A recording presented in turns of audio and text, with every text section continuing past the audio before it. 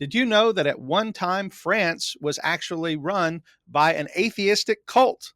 Well, we're going to have our friend Troy Frasier from Revived Thoughts tell us a little bit about that in just a little bit.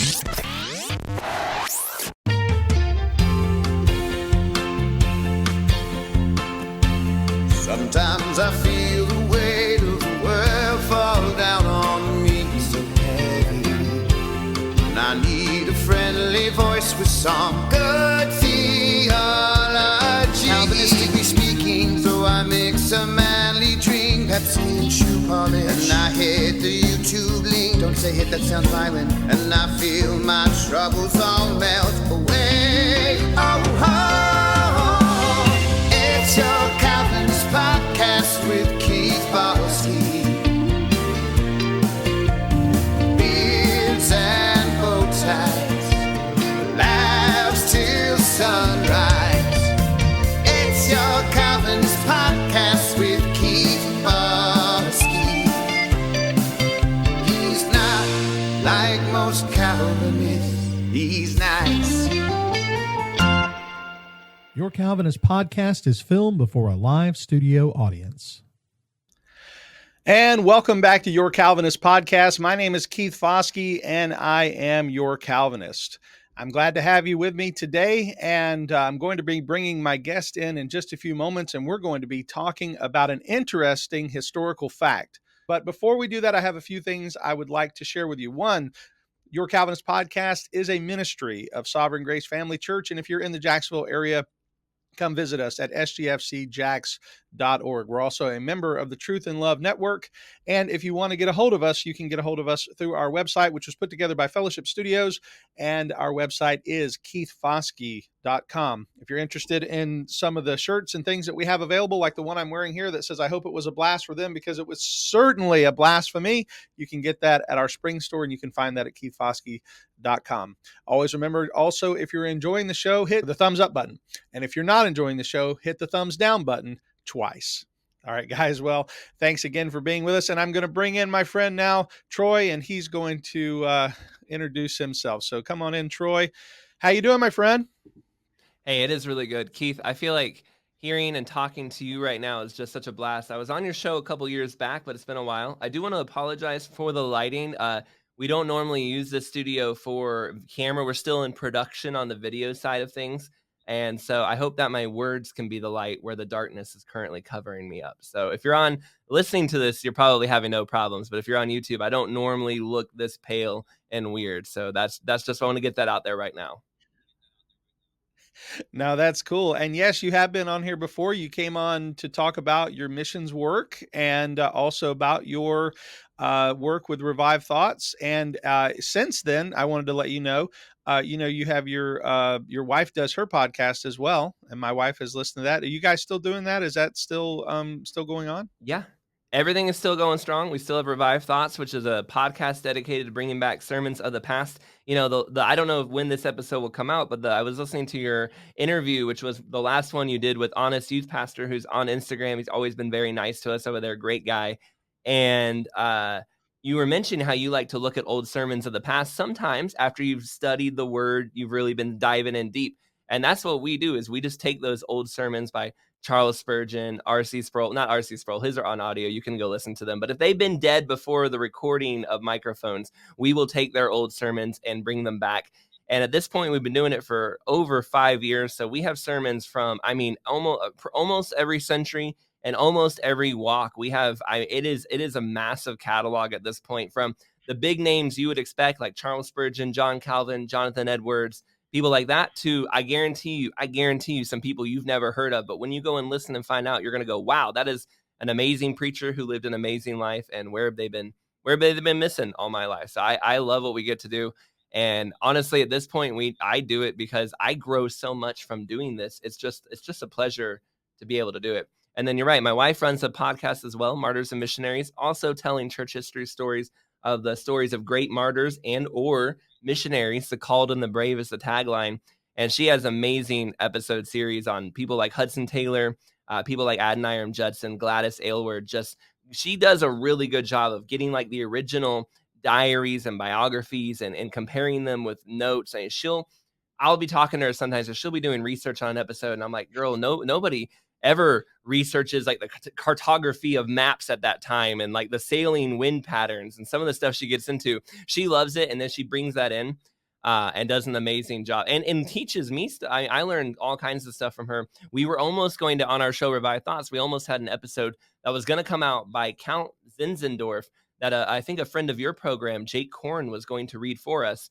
And it was my wife's episode of Martyrs and Missionaries on the Moravians. And she put it out there. And when that went out and I listened to it, I said, oh my goodness, I cannot have Count Zinzendorf on my show after hearing about what he got involved with. So that's your hook. That's your tease. If you've heard of the Moravians and you're going, well, what's wrong with those guys? Go check out her episode on Martyrs and Missionaries. I promise you, you will never look at that group of people the same way again. There's no other way to say it. Wow. Yeah, no, that's very interesting. And like I said, my wife has listened, has really enjoyed it, has told me how much she enjoys it. And that's great. And I'm just thankful for you and your friendship. And again, I know we don't get to talk to each other much, but seeing you online and seeing the things that God is doing through you guys, I'm very blessed to call you my friend, even though we've never been in the same room. We've had these conversations, and I can still call you my friend, even though it's a digital friendship at this point. We'll meet one day, if not here in eternity. We will. And I appreciate you, Keith. I remember years ago when it was just the early days, getting to have you on my show. You read a sermon for us, or I think 2 different sermons for us actually. And we were making memes and having fun way back when in different Christian groups on Facebook. And I was like, this guy's a really genuinely good guy. And it's been really awesome to see how you have grown so much to making denominational, your parody on denominational, on the supernatural one that you did was absolutely hilarious. The haunted cosmos, but the scary haunted. Anyway, you're doing stuff like that. You're reaching so many people. But what I love about you, Keith, is that I don't feel like you've changed and let the quote unquote fame get to you, or you become like a hot takes kind of guy. You've kept a calm hand. You're still just focused on loving the Lord and being fair to everybody that comes on. I can happily promote and say, people, listen to Keith. He's a great guy, and not have to worry and hedge my bets and be like, oh, but be careful on this subject. I never feel that way. Oh, well, that's super encouraging. And I'm thank you for saying that very much. And I promise I'll have your check in the mail soon. So that it takes a little longer to get here. Yeah. So the topic we're going to talk about today, I teased it at the very beginning, talking about the subject of what happened in France. And I want to say from the outset, I'm going to be the student today, because I'm not going to be able to contribute a lot. This is something that you know a lot about, and that's why I'm asking you to come on. And I had asked you about different historical subjects because I know you're a historian and a student of history and a teacher of history, and that gets me excited because I love history and I love to talk about it and learn about it.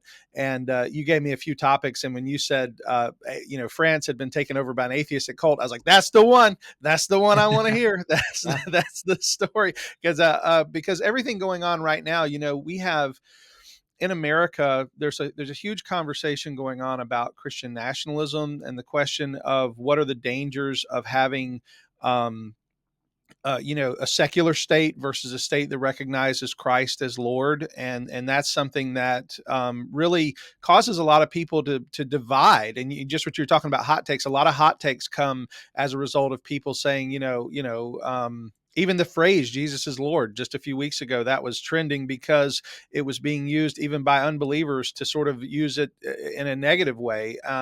And so I'm very interested to talk about how governments have dealt with the subject of atheism versus theism, exalting Christ versus rejecting Christ, and what we have seen. And so that was the one that really stuck out to me, even though the list you gave me could have made eight different podcasts. The one on eugenics I'm very interested in, and there's all kinds of other stuff. So maybe if you would, we'll do another one soon, and maybe talk about some other subjects.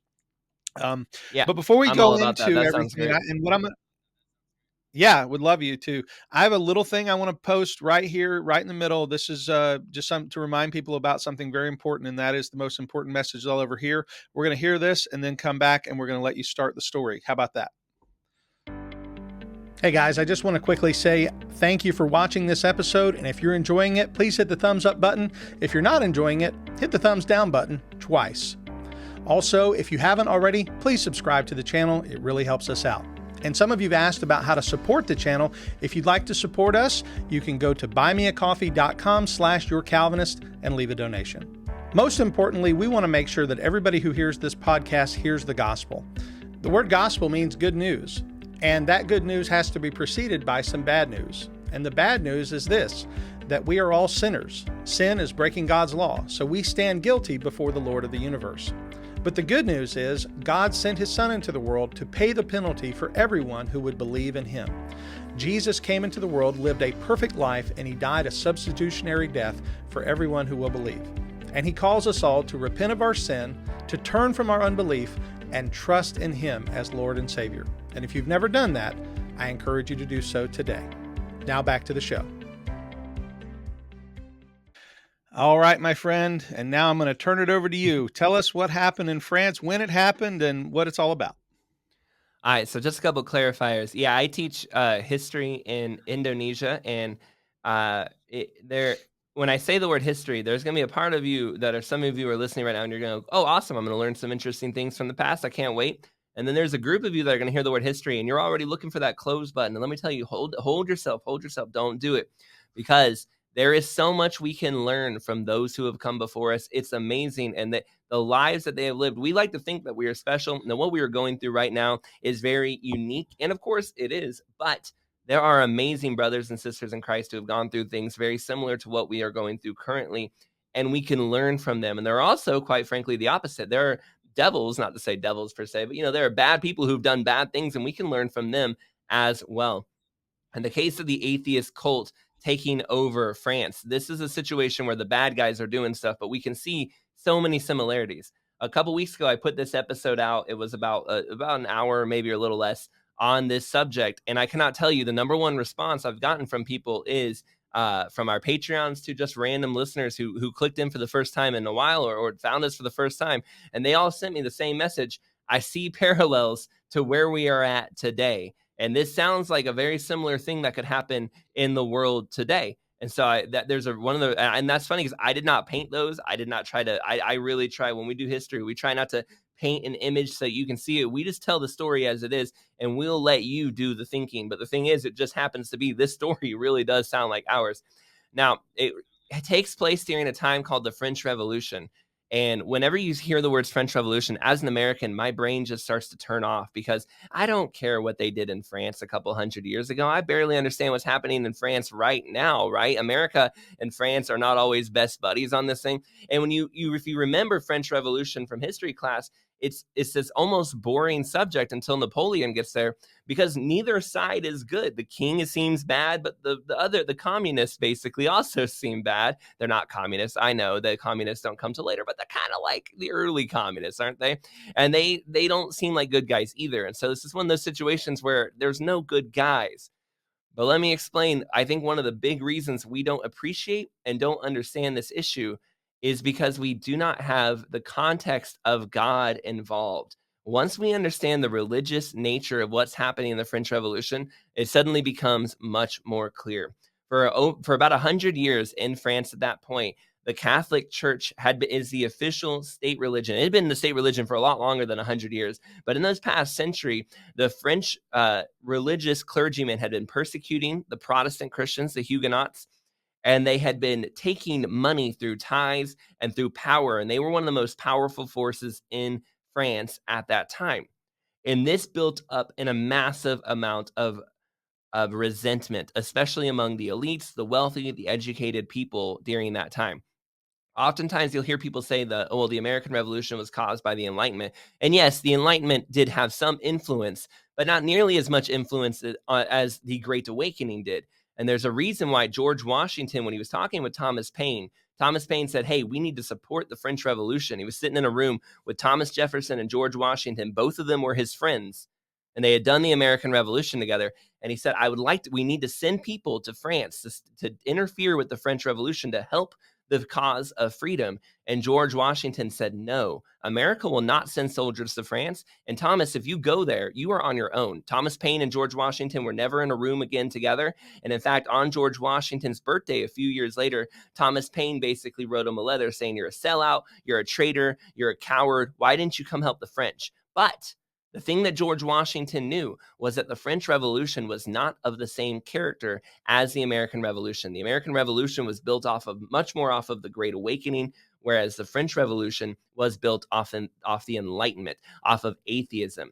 12 years before the French Revolution gets started, a man named Voltaire, one of the most famous atheists of all human history, showed up in Paris for the first time in decades. He had been a person from Paris living in France, but he'd been living abroad, and he finally got to return to that city, and they threw a parade for him. They loved him. People were selling shirts with his quotes on it. I mean, they had Voltaire merchandise. Even the Catholic Church came up to him and said, hey, if you just promise to kind of say I didn't mean that stuff about the church I said, we'll let you in on like some high honorifics and stuff. And he said, the problem is I mean every word of it. You see, Voltaire had made himself famous for years calling out the church, and you couldn't directly call out the church. You would get censored. And so what he would do is he was very clever. He would say, I've heard some rumors that some people say, and then he'd put all these negatives about the church and God, and then he would end it and say, thank goodness the church protects us from ideas like that. And he would be able to publish all these things using that technique because you couldn't censor him, right? He wasn't saying those were his views. He was a very clever man. If you've ever heard people say the idea that Jesus wasn't really God, it was something that centuries over time, that the church created this idea at the Council of Nicaea. Voltaire, I'm not sure if he's the first guy to create that idea, but he was definitely one of the major propagators. The reason you hear atheists using that argument today, you can thank Voltaire for that. Tons of other things like that too. Voltaire was wildly anti-Christianity. However, I don't know if he was an atheist or not. He would say man needs God. However, was that him just saying that to keep himself secure? Oh, I like God, I just don't like your God. Was that what he was doing? Or was he actually doing that because he genuinely believed that there was a God out there? It just wasn't the Christian God. We don't know. Regardless, though, he was a major anti-Christian proponent. And the French philosophy at the time. Now, there was I don't remember the lady's quote. I do apologize. But she said basically the most famous celebrity in all of Europe is Voltaire at the end of his life. And Voltaire's biggest place of fame was Paris. This is only 12 years out from when the French Revolution starts. We have other people at the time living at the French Revolution. Diderot, who says basically the last king of France should be strangled with the intestines of the last priest. And so these people have a deep-seated hatred of God that we skip over when we hear about this part in history. When you're sitting in history class and they're talking about all the stuff that happens in the French Revolution, they leave out this massive part of what they're doing. And what they're doing is they're overthrowing the church and they're overthrowing God. So that when the French Revolution kicks off and officially starts to happen in 1789, by the year 1790, they started to pass laws that say the church has to give their money up to the new French government. The church priests now need to start swearing oaths to the French government. And they begin to very quickly start rewriting what the French priests do. First, they make all of the priests that will swear an oath to France. Well, look, this is Catholicism. I'm not a Catholic, but the Catholics are like, hey, we're supposed to swear our allegiance to the Pope and all that stuff. Again, that's what they do. Well, the French government says absolutely not. If you don't swear to us now, if you don't work for the king now, you're out. Many of them swear that oath, but even that's not enough. Soon they say, no, you have to give up your salaries to us. We'll pay you. And actually, you don't get paid anymore. You're not allowed to collect tithes anymore. In fact, we want you to wear caps of liberty instead of French priestly robes. And we want you to don yourselves in our new cloak. And we want you to lead parades of liberty now, not leading processions to Catholicism and to God anymore. And within just a couple years, if you were a French priest that wasn't dedicated to what the French government was doing, you were under suspicion and you could be beheaded almost overnight for just being caught. And if you even hid a French priest, if you had one living in your house and they found out, your whole family was up for being beheaded. That was how quickly, within the matter of just 3 or 4 years, the entire French Catholic system was done away. And by the end of the French Revolution, 30,000 priests will have left France. Another 6,000 to 9,000 will have gotten married and apostatized. Several more thousand were killed. When this is all said and done, France, Napoleon will reinstate the Catholic Church, but there's almost nothing left to reinstate. Like the system itself has been so hollowed out and destroyed, it's gone. And there may be people listening right now and going, okay, but that's Catholics. I understand. I'm a Protestant too. I hear you. And I know that it can be hard but what we can take away from this is how quickly, when the church isn't doing its job, and I think we can all agree the Catholic Church of France wasn't doing its job, how quickly the mob can use that to turn everyone against it and absolutely rip it out like a cancer. And what they try to put back in its place is where this atheist cult comes in. They very quickly go, hey, look, we need to do something with these churches. We need to do something with the people. They want to worship something, but we don't want to worship God anymore. And I really think if there's any group of people that could have made the case that they hated Christianity and didn't want it, and there's some, I don't think there's justification for hating God and hating Christ, but they had some justification on a human level that if any group could have pulled off doing this, if you're experimenting with people, and there was one group of people that could have pulled off replacing Christianity with atheism like overnight, this group of people might have been the one. Like, these could have been the people they really deeply resented Christ and his church because of what had happened there. This seemed like the perfect group to do it. They do it and they absolutely fail. First, they put in what is called the cult of reason. And this is literally, they turn their churches, in the middle of these churches, they built these dirt mounds and they pillared it with Greek pillars all around it. They had these women dress in all white and do these provocative dances on stage. And when they were asked, like, is that idolatry? They said, no, it's not idolatry because they're not statues. These are women dancing.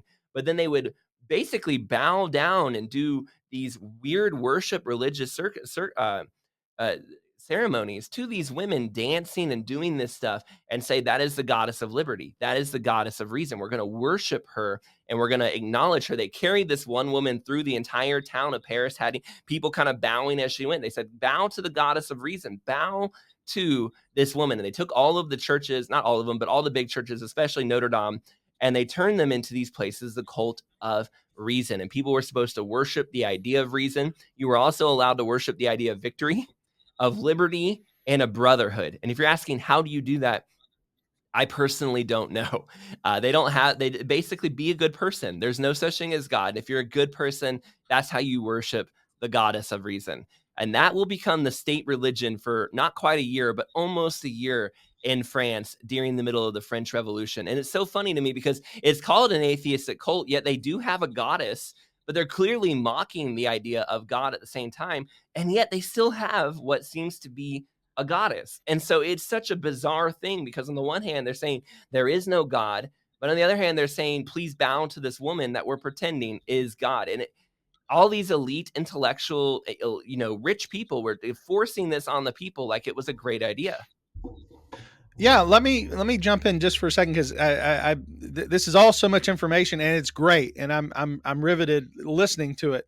So, but the question that I have, and this is just sort of following up, is sort of a timeline. So, you said this lasted for a year. This worship of the idols, the reason and liberty and those things. But how long did it take? And you may not know the exact answer, but from the time of Voltaire leading up to this, what is the timeline? And because I'm thinking about like our world, I'm thinking about like not that I want to make a 1-to-1 comparison, but I mean I think about my life and how things have changed in 44 years. Now I'm 44 years old. I was born in 1980. I was, I grew up during the huge youth group movement of the 90s, where everybody was in youth groups. And that was like when it really exploded. In fact, I'm going to be doing a show later this week, actually, with the guys from Watchwell Media who watch Christian movies or watch movies and talk about them from a Christian perspective. We're watching a movie called Saved, which is with Macaulay Culkin and Mandy Moore, and it really captures the youth group atmosphere of the 90s. I don't know if you ever saw it. You're a little younger than me. I haven't seen it. I did go to youth group, but it was in the mid 2000s, so I'm a little bit, I've seen the Left Behind movies, and honestly, I didn't see a lot of the Christian movies that came out. My family was not exactly a Christian family, so I feel like I got kind of I missed some of those classic moments of the youth group era, but I am aware of VeggieTales and some of that. Well, back in the 90s, there was this sort of explosion of the youth ministry model, and how, and a lot of those youth ministries actually became churches later. They would go from, when those youth grew up, they wanted that same atmosphere in their adult church, right? So now we have a lot of churches that are really just grown up youth ministries. They still behave like youth ministries, but they're just for adults. And what I'm saying is, as far as from a religious social standpoint, Christianity for many people became almost like it's like something. It's a game. You do this sometimes. You go and you enjoy this sort of this uplifting talk from this guy, but it's not serious. It doesn't really affect your life, right? It's just something you do. It's something you have fun with. And then comes 9/11, and then there's this huge idea of, okay, now we got to get serious and start figuring out what's going on in our lives. And I'm talking about from my own life. 9/11 was a huge moment. I was 21 years old, and then, before 9/11, nobody knew what a Muslim, Sufi, all that stuff, Sunni and Sufi and all, nobody cared. And then it became like the most important thing. Like, people had to study these things. And I'm only saying, as you're telling this story, I'm looking back at my life. I'm looking back at how the changes. When I was a kid, the religious argument wasn't a big part. People just went into church and had fun, and then they came home and they did their thing. And, but now it's like a battlefield, and it almost feels like that's what you're saying, is like it became a battlefield. And I guess I'm just saying, what was the timeline? And I didn't mean to interrupt you, but these are the thoughts that are going on in my mind. I'm glad. I would really, I prefer an interrupt. I can monologue all day, but I'd much rather that. So 12 years from Voltaire's death to the French Revolution starting. How quickly King Louis XIV was the sun god, was running everything. The church was firmly in power in the early to mid 1700s. I would say it happened a lot faster than you probably expect. The French Revolution really starts in 1789. By 1793 and 1794, the cult of reason is now running France. Now, it is important to note that this cult was running Paris very strongly. When they got out to the countryside, some of these priests that had been sworn into the cult of reason would get up to give their services now in the cult of reason. And in a couple of the churches, the crowd was so angry, they forced him, we will kill you and rip you apart if you do not give us actual communion. Like, we're not interested in this. So it didn't mean that everyone all at once jumped on board. In fact, there was one part of France that put up a resistance. They said they were more isolated, more rural, more countryside. And the sad part is they said no to it all. They pushed back on it all. And Paris sent soldiers down to straighten them out. And in fact, 180,000 of them, between starvation and between being killed, will be just massacred. Some historians said it should be considered the first true genocide, because it was the first time a group of people were sent not to kill enemy combatants, but just to basically raise the area. In fact, even their own friends, when they were coming up to some of these soldiers, people who were on the Paris people's side, were like, hey, we're a part of this. We love what you're doing. They would kill them. And they said they were really on our side. They wouldn't have still been here. And I'm like, that's a massively wild betrayal kind of thing. And that's the kind of situation that was being dealt with. So it's not everybody in France. There were people resisting. There was a really sad quote, actually, if I can find it real fast. I have it here in my notes, where one person said to the effect of, where is it? Hold on just a second. Okay, I can't find it right off the top of my head here. It's a really sad quote where he says basically something to the effect of, we've already given them everything. We've already given them our food. They've already killed our king. They've already taken everything from us, and now they will take our sons for a war we don't want. They must not have our bodies too, or something like that. So there is resistance. There are people pushing back. But the thing is, it's happening very quickly. And if you want to make that comparison to today, look, it's started with ideas. It started with intellectuals. It started with people like Voltaire, these French philosophers, blasphemously saying these things against God.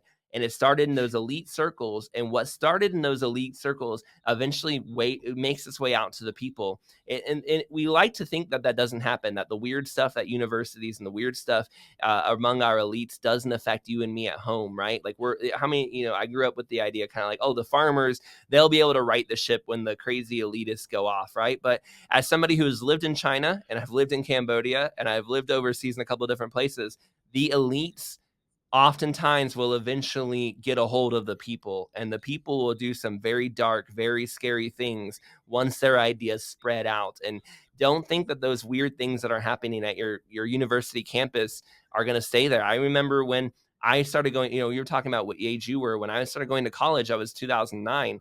At that point, gender and sexuality, I remember in one of my classes, they were like, how can we get homosexual marriage, into the mainstay, and what are ways to promote that and all that kind of. I went to a public university, and now look at where we're actually, the university there in Jacksonville, University of North Florida.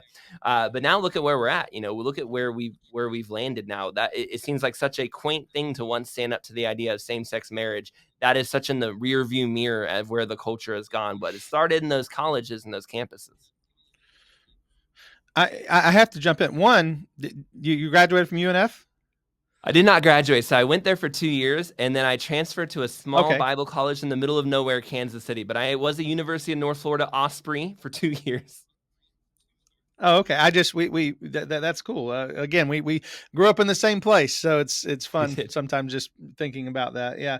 But what you just said, and if you saw me writing, I pulled out a piece of paper because I want to remember this point in the show.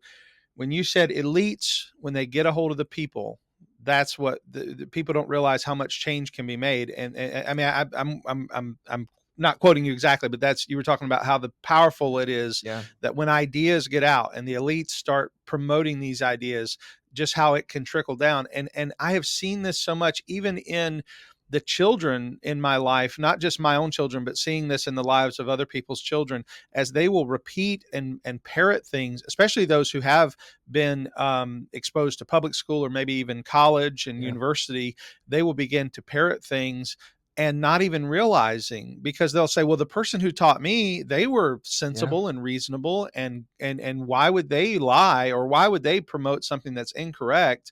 And they're not dogmatic like you. You're the Christian. You're the one who's blinded by your commitment to dogma and commitment to a 2,000-year-old book that's filled with errors. I mean, these are things they're saying that you're committed to a book that was written by Middle Eastern ignorant people. I mean, these are things that are said, not things that are true, but they're stated, and they're often couched in the ugliest of terms. Why would I believe anything about a Jewish carpenter 2,000 years ago who was nailed to a cross? Why does he matter? That's the attitude, and it really does come across as, how ignorant are you? How foolish are you? And we know better. We have this elite mindset. So, yeah. No, I agree completely. I mean, I went to public school in Jacksonville, St. John's. I went to Bartram Trail High School, home of the Bears. That's just for you, Keith, just so you know where I was. And I also, well, like I said, I went to public university. I thought I knew a lot about the Bible. When I went to Bible college, God really humbled me to realize I did not know hardly anything about I mean, I only had youth groups. I thought, I learned about this Bible stuff. It's fine. And I realized I didn't have a drop of the ocean of what I needed to know about the Bible. And the same thing happened to me when I went to seminary. And the same thing happened to me when I started studying church history. I took church history class in Bible college. I'll be fine. No, I didn't know a drop of the ocean. God has deeply humbled me at just how much I had to learn. But the thing is, in these schools, we don't realize just how much the elite dogma, the elite ideology. You think that you're safe from Princeton because you're far away from Princeton, or you think you're safe from Yale because you're far away from Yale. But that ideology, those ideas move lightning fast through the education system. You wouldn't believe. As someone, I am a teacher as well, and as somebody who's even within the Christian schools, even within places that you think would be safe, ideas like restorative justice and some of these DEI components and things like that have moved into places, and you see it happen, you watch it go down, you go, wow. And most of the time, the people who are doing it, they don't realize that that's what there are some people who do, but many of them don't do it out of malevolence, thinking I will, I don't want to be behind the times. I don't want to be backwards. I don't want to be out of date. Let me keep up with what's on. Oh, I've heard this is a good way to do things. And they adopt these principles to try and stay and keep up. And before you know it, they've been adopting the ways of the world. And we see that all over, and we see that throughout. And that is what happened in France, I think, too. People just kept moving and moving and moving. And before you know it, the elites had taken them right off a cliff. And suddenly the famous Notre Dame is a giant cult of reason. And we got these weird women in white, dancing around. And as crazy as that may sound, like hopefully you hear that and you go, that's weird. Hopefully you don't go that and go, that makes sense to me. I expect to show up to a Catholic church and see that. But I imagine if we went 200 years back in time and tried to show them some of the weird stuff going on, we tried to show them the drag story hour and stuff like that, they would go, nah, nobody's actually doing that in the future, right? That's crazy. And so it really is a matter of, well, who's crazier in this situation? Because both of these sides are going to sound pretty weird. Yeah, that's absolutely true. And I mean, none of us could imagine that, like right now, if the local Catholic Church had mounds surrounded by, these gods and the women dancing, none of us, we can't imagine that. But like you said, it happened. It's history. And the people that were doing it, they were convinced this is in accord with reason. This is in accord with rationality. And and I like what you just said, the same type of mindset is the kind of mindset that would say, yeah, we can have a man dressed as a woman, parade in front of little kids and dance and be provocative. And that's fine because this is reason. This is rationality. Yeah. This is normal. Tolerance. When you've really reached the level of crazy that we've reached is when somebody like Bill Maher, and Bill Maher is, is a huge liberal thinker. I don't know if you know who he is. I do know Bill Maher. But to have him actually come out and say, we don't need drag queen story hour, that's wrong. And be like, okay, when Bill Maher is speaking rational things, you've reached a precipice of crazy, right? Like you are standing on the edge of the abyss when Bill Maher is saying, okay, guys, we've gone too far. It's like Babylon B had a thing where the devil. Yes, I saw that. It's a great video where the devil said, okay, you're being a little too evil. It's like, exactly. Guys, can we tone it down? I don't like being so open about it. Well, and it's interesting too, because, this cult of reason and what we see today, it always goes the same path, where these people who know so much more than the rest of us then create something that's horrifying to natural instinct. But for some reason, we always kind of assume, well, okay, everyone's going to stand up to this and say no. And it really doesn't end up happening, where the average person, the moral man, does not tend to be, at least in the French Revolution and the Cultural Revolution in China. And in today, we don't actually see that happening, where it's common sense that's putting an end to these things. Instead, it just continues to go and go. Now, in France's case, that was just the first cult that took over France. Afterwards, there's another cult that takes over. This one is run by Robespierre. And Robespierre looked at the other cult and said, look, we need people to believe in God. Otherwise, they won't listen to us. So he created a new cult. He created a giant parade. He had everyone come to the main, I've never been to Paris, but like the main area, the Central Park of Paris, whatever that would be. I'm sure some of your listeners have been there. Champs de something, I think is what it's called. And he built this gigantic mountain where like he stood on top of this hill. And on top of the hill was a tree that they planted on it called Liberty Tree. They had a pillar with a statue of a woman. And he gets up in front of everybody. And he has apparently 500,000 people come to this show. This is Robespierre, the guy who ends up executing a bunch of people in the Reign of Terror. And he gets in front of everybody and goes, look, what we've been doing is wrong. He says, we've been worshiping nothing and we can't keep doing this. And he puts out this cardboard statue. He says, see how ugly this cardboard statue is? That's what you've been doing. And he set it on fire in front of the crowd. The cardboard statue melts. And underneath is a beautiful statue. And he goes, we need to worship wisdom, the goddess. And we need to worship an actual God. He said, it's not the Christian God, of course. But we have a new God now. And we're going to worship God. You know what God wants you to do? God wants you to be a good French citizen. If you're a good French citizen, he'll think you're a good person. He'll bless you. And the whole crowd loved it. And then they went and watched basically the French version of the Olympics at the time to celebrate their new religion. And people said, Robespierre said it was the happiest day of his life. And 2 days later, he starts the Reign of Terror, where he begins executing everyone in his way. And this becomes called the cult of the supreme being. You're worshiping the idea of a deity. That replaces the cult of reason. And it lasts about 6 weeks until the nobles overthrow Robespierre. And when they overthrow Robespierre, go ahead. It lasted 6 weeks. It lasted 6 weeks. It lasted less time than one of our academy classes. For real. And it's amazing how short it really was. That's fast. Yeah. No, yeah. I mean, I have never started a cult, but I like to think if I did, I could make it past 6 weeks. I don't want to brag, but I think I could beat Robespierre if I had to.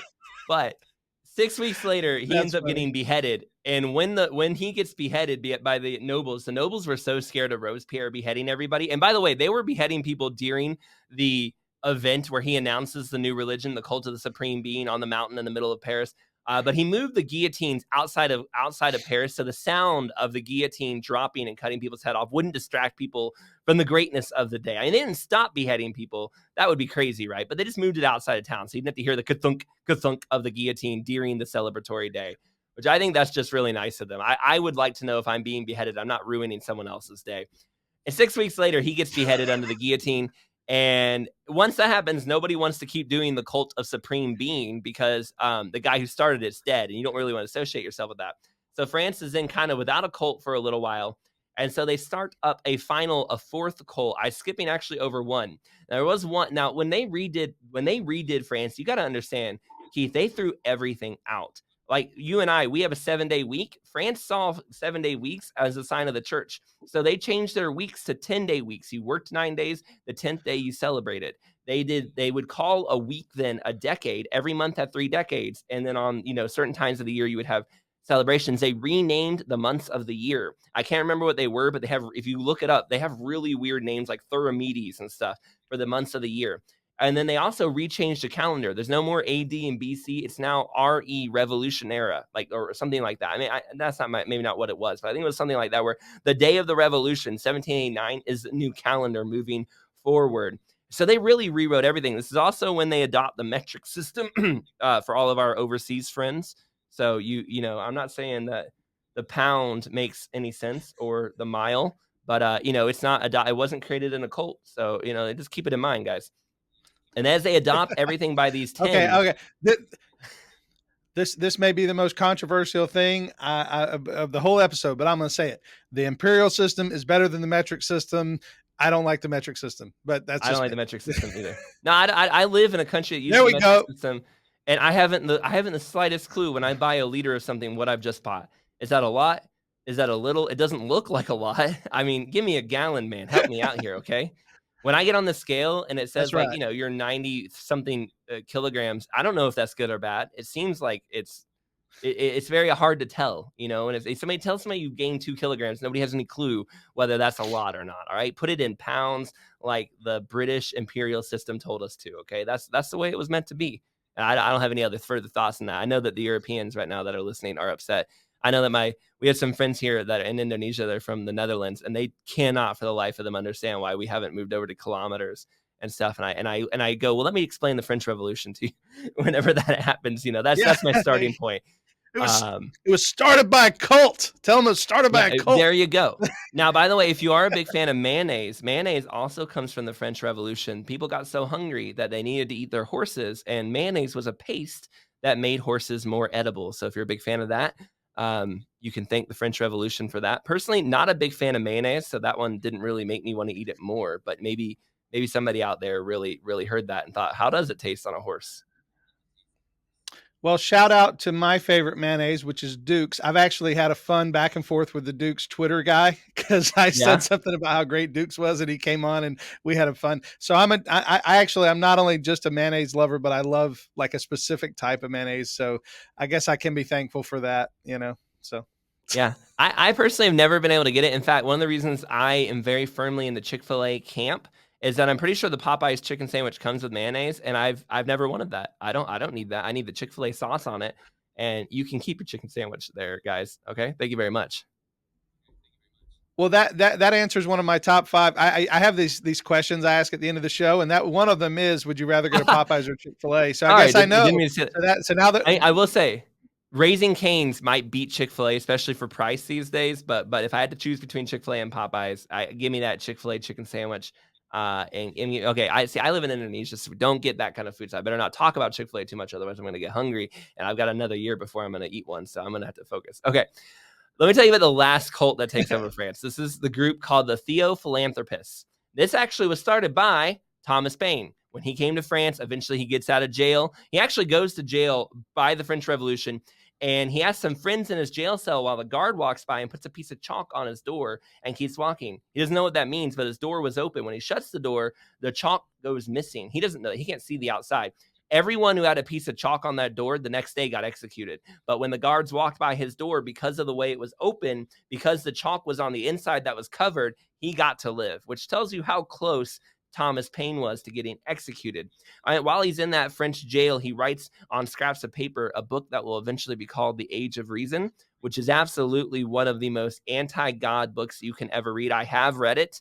When I was younger, I wanted to make sure, like, do I actually love Jesus on my own, or was I just raised to I wasn't raised Christian, but would I just read enough books to convince myself?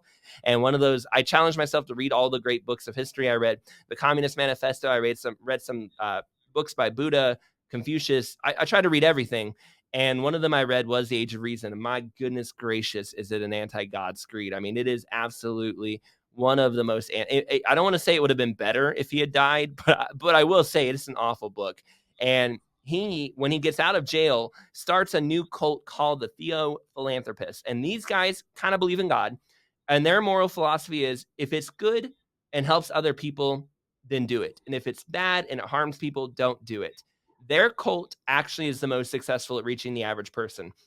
They don't build a mountain. They don't put themselves on a hill. They don't do any weird dancing. They say, hey, come to our church services. Again, all of them are doing this in the Catholic churches that they've taken over with state power. And they basically say, hey, come to our service. We'll give a moral speech about how you should be a good person. And then every morning, we want you to give a vow to God. God, I promise to be a good person. And at the end of the day, before you go to bed, just ask yourself, God, was I a good person or not? And they don't mean God as in Jesus. They just mean God, the deity. And then reflect on your day. Was it good or not? And then just as you go through, and then when you come to church, bring something to put on the altar. It doesn't have to be big, but a piece of food, just something to sacrifice and say, I'm letting go of part of what I want to something. And the reason this, I think, did so very well is it is so small. It's so gentle. It's so easy compared to the flashy mountain things they were doing before.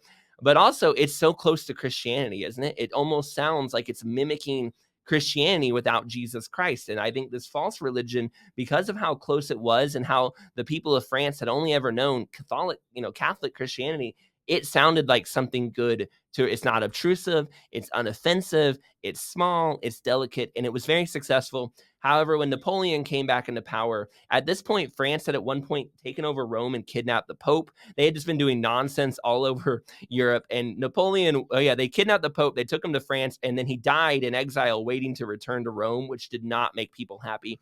And eventually Napoleon just kind of was like, to make friends, Catholicism is back on the table. We're sorry about all these weird cults. We're getting rid of our 10-day calendar. We're going back to like normal years, and our bad. Let's get back on pace. Also, I'm going to try to take over Europe. But, that they kind of get things back on. It worked out for America. We got, the Louisiana Purchase out of all that, but everything else was kind of wild.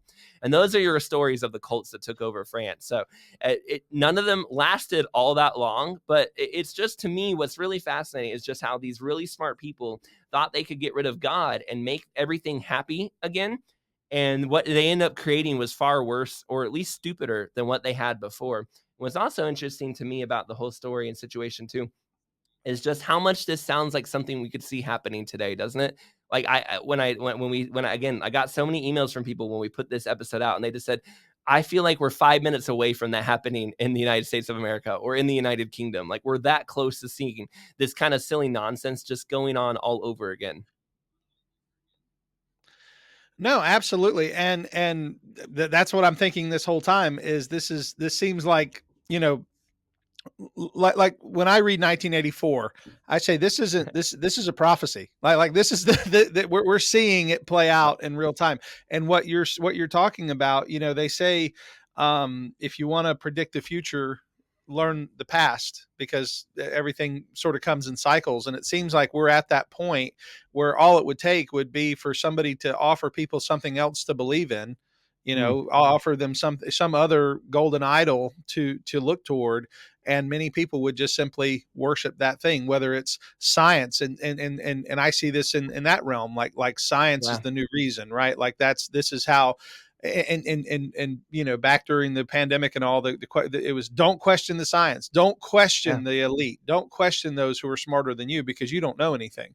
And that's the danger, right? As we get to this point where we are told not only what to think, but we're told how to think. This is how you have to think about this, and if you think any differently, then you're out of your mind.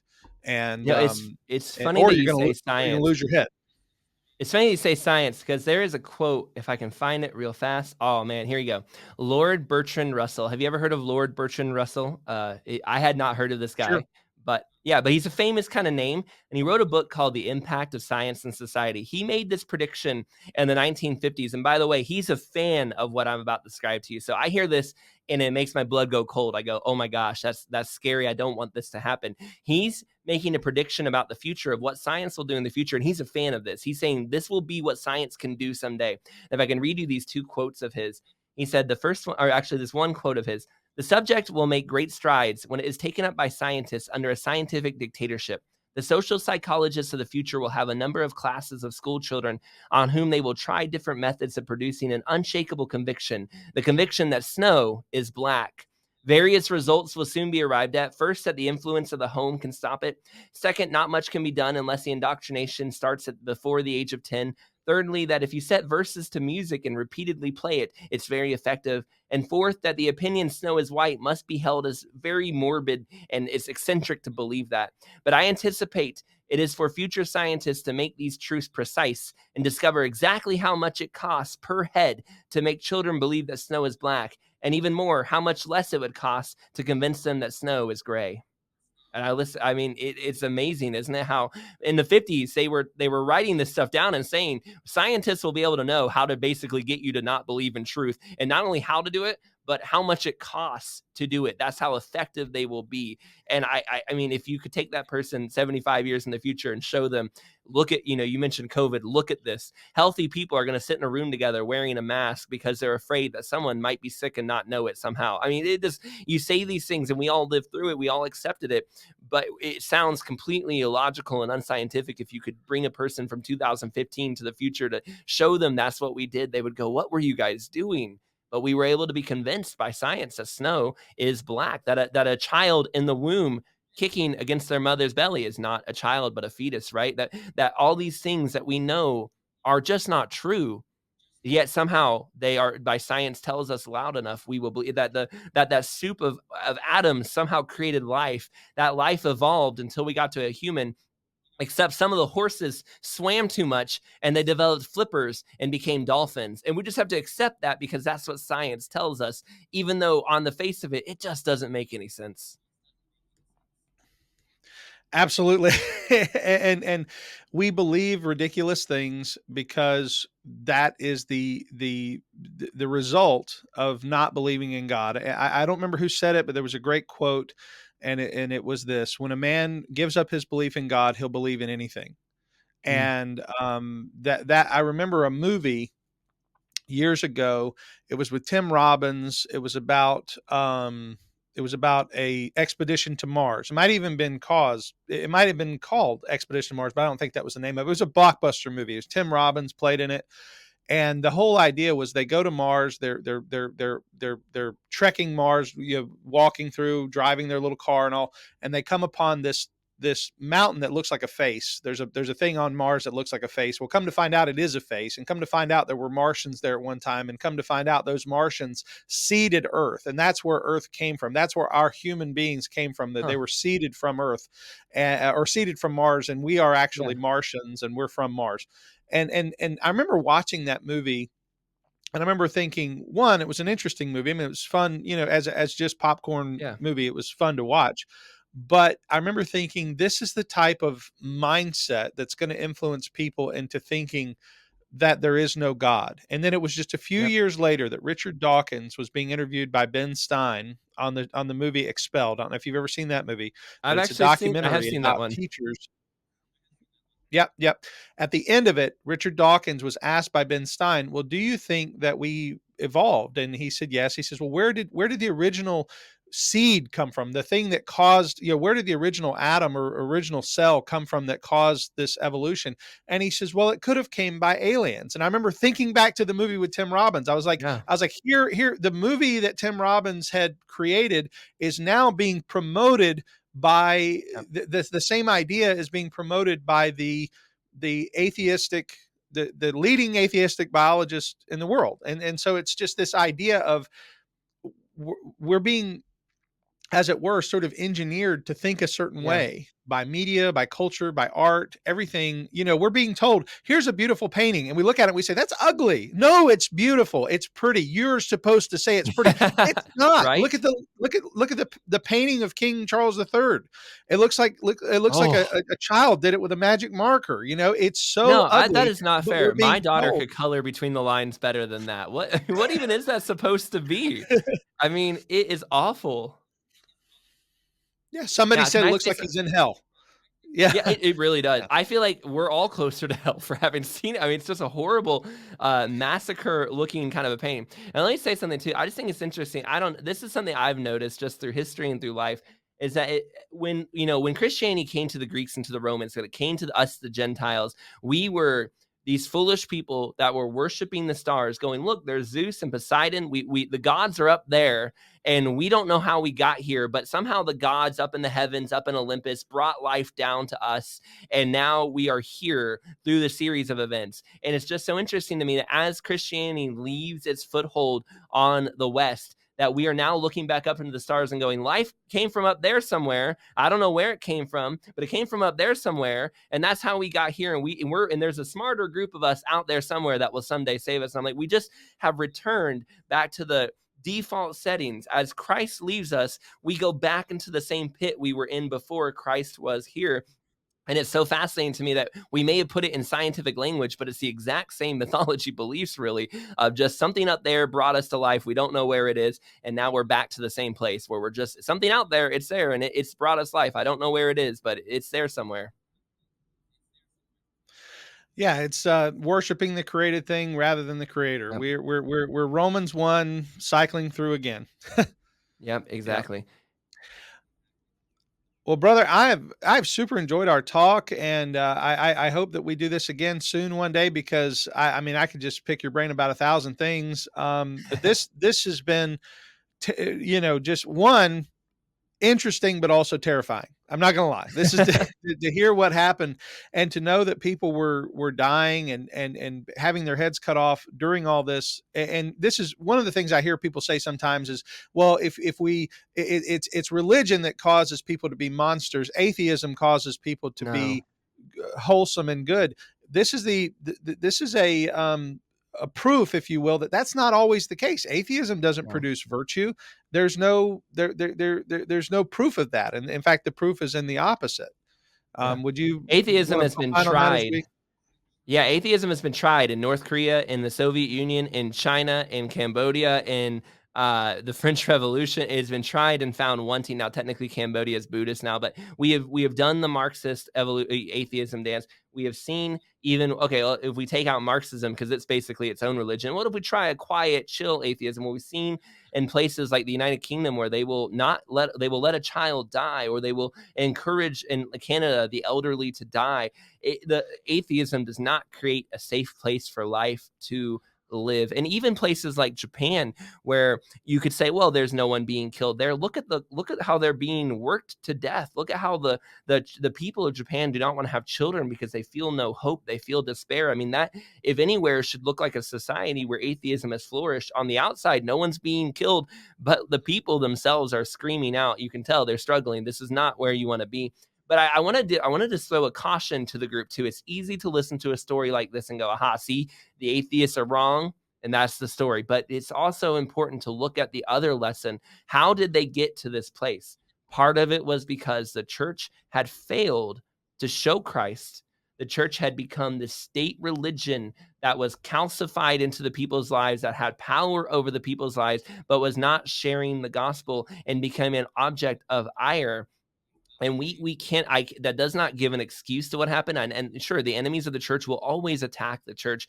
But I also have to say, had the Church of France behave differently, and the Catholics, look, again, Huguenots are being kicked out. It's not their fault, but Protestant churches, we are not always guiltless too. And I'm not saying that to make us feel bad. I'm saying we need to make sure we are lights for the gospel, that we are showing the love of Christ to those around us, that we are blessing those who persecute us and not cursing them. We need to do our part, because the thing is, as much as it may be unfair, they're going to persecute us. Christ didn't say, bless them unless they persecute you in this way. It's bless those who persecute you. We must bless them. That is what Christ has commanded us to do. We leave justice to him. And so our role in this is not to scoff and laugh purely and go, you dumb idiots. That's what you do when you reject God. Our role in this is to also go, but let me make sure that 100 years from now, when they're talking about the American church, that our church isn't looking like a problem to the world, and that we did not make some of those same mistakes, because I promise you, we all have blinders. And that's one of the reasons I love church history. I can learn so much. And then I look at my day and I go, oh, here's some of my blinders. I was able to look at some of these different cultures and perspectives and see, hey, this is an area we're all missing. When you only read that stuff that comes out today, everyone's saying the same thing because they're on the same page. You need some of that. You need some of that stuff from the past to help give you that extra perspective to see, wait a minute, this would be a blind spot of ours that maybe we would miss if no one's calling it out today, but it's been seen in the past. That's extremely helpful, and it goes right along with kind of what we started talking about at the beginning, and maybe would be a good place to draw to a close. And that is, a lot of the people who are crying, talking about Christian nationalism on one side or the other, and we're not, necessarily trying to have that debate or argument, which is better, which is worse.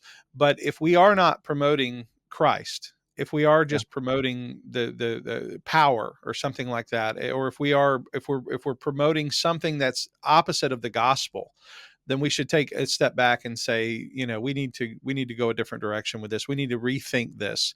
If this is not promoting what Christ would promote, then we're not promoting Christ. And so, and again, I know people are going to read that. People are going to hear me say that and think I'm on one side or the other. I'm not here today to argue my position on theonomy, or not theonomy, Christian nationalism.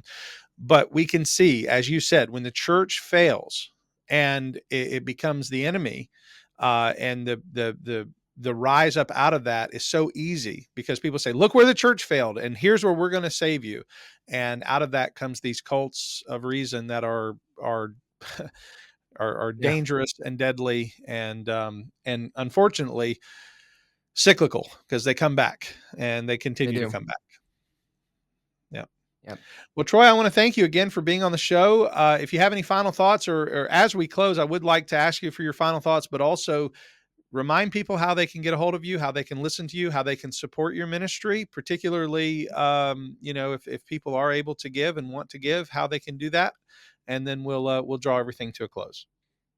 Yeah, sure.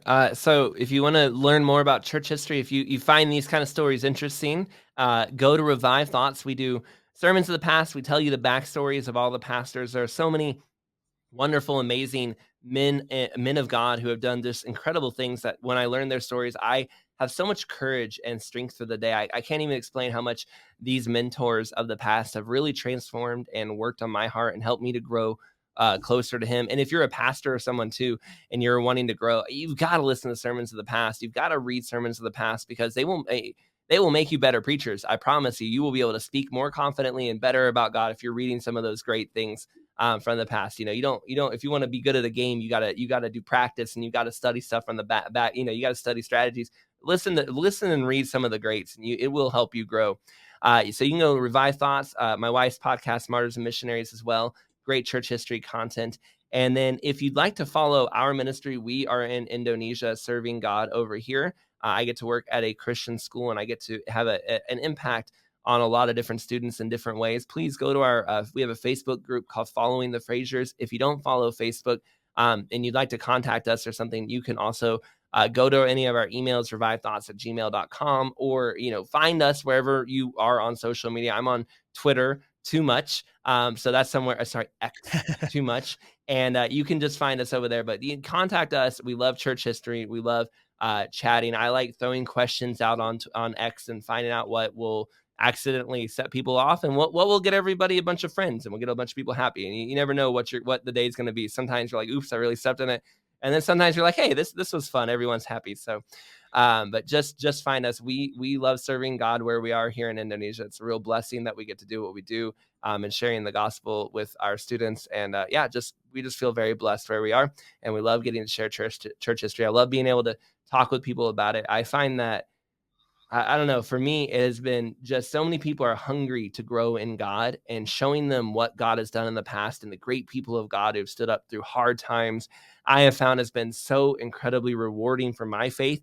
And it has been very impactful on other people's as well. It almost feels like a cheat code. Like, people want to grow closer to God. What do I do? It's right there in the open. If you do it, you will find that you will start. It just seems to me you'll just start growing in your walk with God and understanding the scriptures better, and just having a lot more faith for the day. Well, that's awesome, brother. And I'm glad to be your friend and glad to be able to promote your ministry. And I do hope people will come and not only listen to your podcast, but also reach out to you with support. So may God continue to bless you and your wife and your family as you guys continue to spread the gospel abroad. Thank you very much, Keith. Thank you for having me on too. Appreciate it. Absolutely. I want to thank you guys for being a part of the show today. Again, remember, if you have questions, comments, or ideas for upcoming shows and you'd like to reach out to me, you can do so at keithfoskey.com. Again, my name is Keith Foskey, and I have been your Calvinist. May God bless you. Sometimes I feel the weight of the world fall down on me, and I need a friendly voice with some good theology. So I mix a manly drink, then I hit the YouTube link, and I feel my troubles all melt away. Oh, it's your Calvinist Podcast with Keith Foskey. Beards and bow ties, laughs till sunrise. It's your Calvinist Podcast with Keith Foskey. He's not like most Calvinists, he's nice. Your Calvinist Podcast with Keith Foskey, striving for superior theology and denominational unity, one joke at a time.